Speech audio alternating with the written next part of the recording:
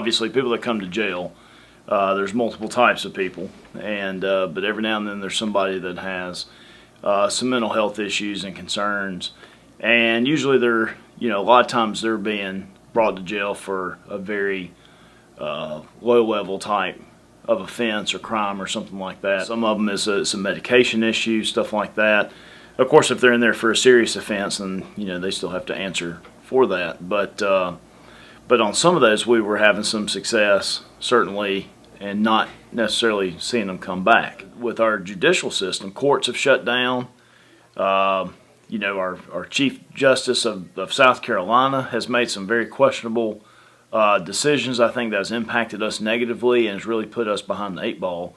And of course, his orders have trickled down. They have to trickle down through magistrate level court, through circuit court, and stuff like that. And so, court time is already precious enough as it is. There's not enough court time, and so that's impacted that even more. So now we have even less court time, if any at all. And I think what the judicial system fails to recognize is we still do our jobs every single day, whether there's a pandemic or not. We're still out there enforcing the laws. We're still arresting people, and we still have to fight people. Our guys and gals get injured. We have to, in some circumstances, pursue people and chase people, and so what we do on a daily basis has not changed at all. So when the court system is doing what it's doing, it really has a negative impact on us. So our case, obviously we're producing all these cases, and it's just getting, stacked up basically. The judicial system can't necessarily handle that, so there's a lot of cases being dismissed.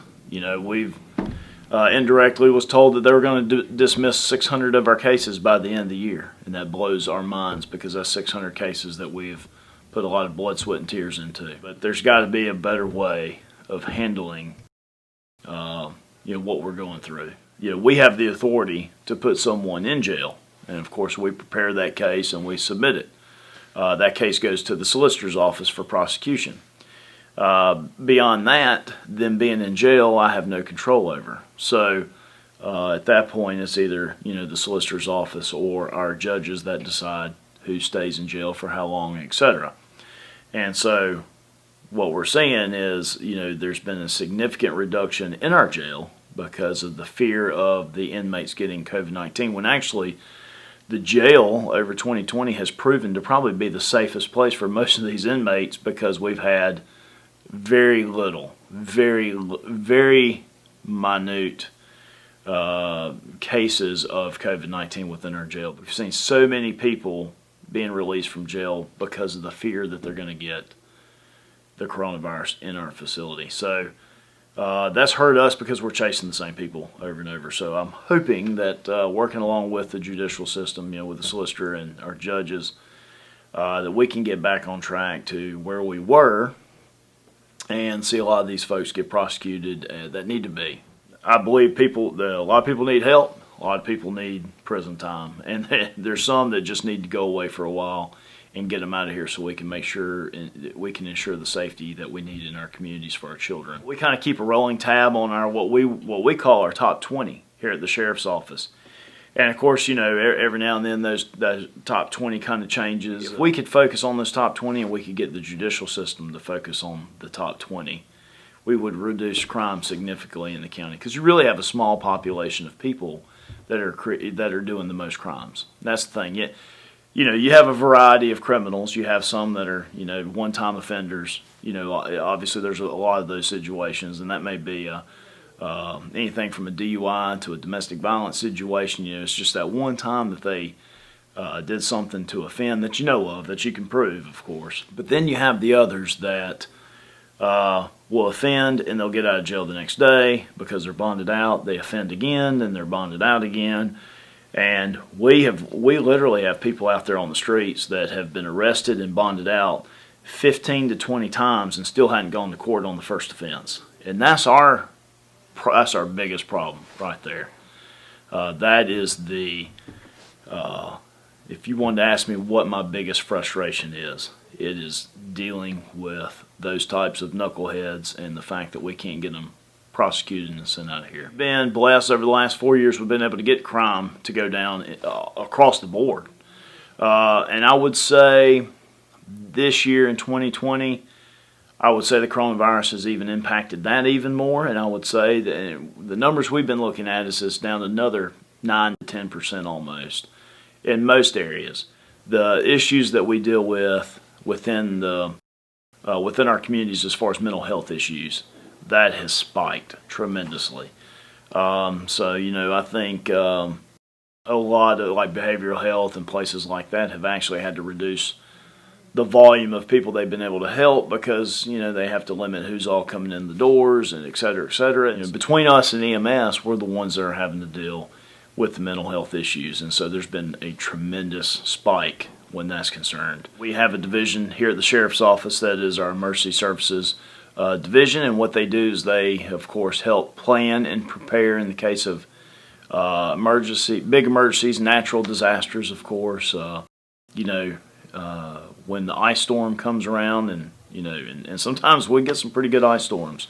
They bring together all your emergency response people almost together. So when our emergency services meets with our fire departments, EMS, the hospital, but they kind of bring all those entities together. And I guess our the nuclear folks up there? Yeah, the nuclear folks, and we're kind of the conduit, I guess, to bring all those different agencies together so that we can prepare for those type of disasters. And a lot of the stuff that the community here sees, whether it's on the news or through Anderson County putting it out or something like that, is coming from our emergency services folks. We definitely learn how to be creative as far as communication goes and disseminating information, stuff like that.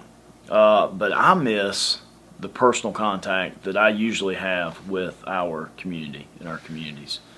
I still see people out and about, and I still try to, I go to as many functions as I can. Of course, there's not many functions going on, but for me personally, I've actually experienced a little bit more family time than I have the 3 previous years of my first term, and we're always very intentional about trying to get in family time within our family. But that's probably been one of the positive things, and I think I've seen that and heard that throughout the halls of the sheriff's offices. People have been very much more intentional with their family unit at their home. We've been very conservative. We've been given resources over the last several years from our council. Our council has been extremely gracious. I feel like I've worked very well with our county council, and that I have a good relationship with them, and I feel like they feel that it's reciprocal. And so I can't be thankful enough for the resources that they've given us. We've had great plans in place and great support in place that we were able to effectively continue our efforts to get the pay up for our officers out here. And so we still had a positive year where that goes. Still was able to give a small raise this year.